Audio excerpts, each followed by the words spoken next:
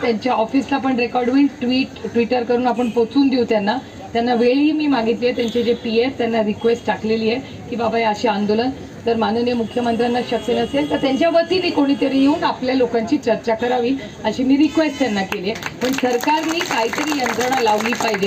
आता बघूया काय म्हणतात. मला तुमची काळजी काय, उन्हाळा वाढत चाललाय म्हणून, आणि इथे काय बसतं 31 दिवस झाले.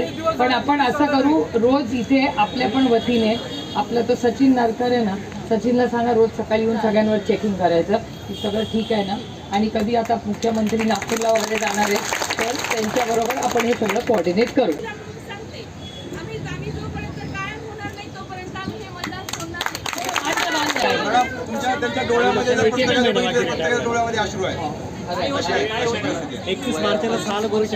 मॅडम 31 मार्चला सर्वांच्या ऑर्डर संपलेल्या आहेत, कोणालाही सर्व्हिस राहिलेल्या नाहीत.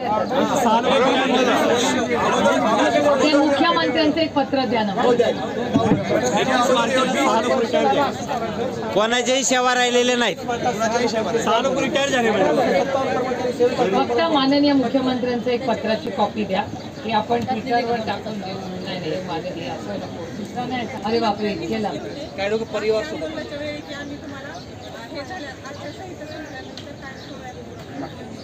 डोंट वरी, आपण मार्ग काढू. आता आपण हे बघा, आपण विनंती प्रेमाने करूया. आपल्याला याच्यात राजकारण आणायचं नाही, आपल्याला घरगुती म्हणून काम करायचंय.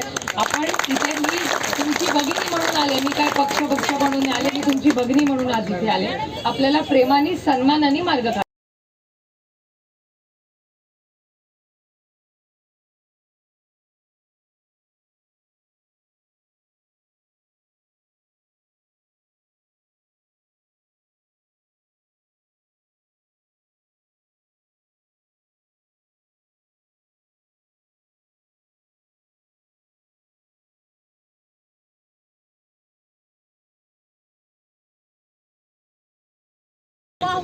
तो अहवाल काय केला त्यांनी, फक्त घेतला आणि शिक्षण मंत्री म्हणजे शिक्षण विभागाकडे पाठवला.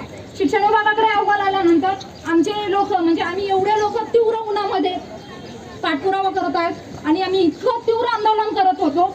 सर्व पूर्ण 3,000 लोक इथं आम्ही इथं आझाद मैदानावरती उपस्थित होतो. मग आमचे काही म्हणजे समिती, आमची जी समिती नेमलेली आहे त्या समितीमधले सर्व लोक म्हणजे भेटायला, शिष्टमंडळांना भेटायला बोलवलं.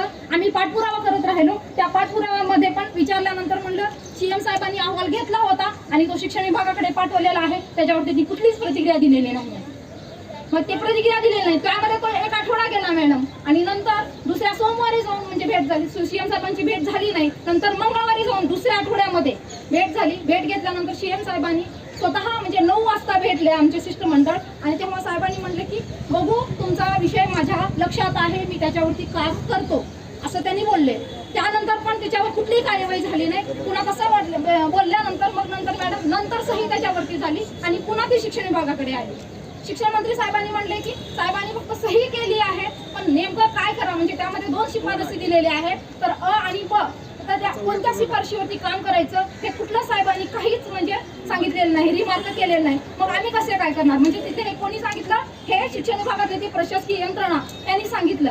त्यानंतर परत आम्ही पाठपुरावा केल्यानंतर परत आणि साहेबांना भेटलं, सीएम साहेबांचे म्हणजे बरेचसे म्हात्रे साहेबांचे, आदरणीय म्हात्रे साहेब, अभ्यंकर साहेब यांच्या थ्रू आम्ही भेटी दिल्या. धोंडे साहेब, माननीय धोंडे साहेब यांच्या थ्रू आम्ही म्हणजे पाठपुरावा केला. त्यानंतर करतो तुमचा काम करतो असे आश्वासन दिले.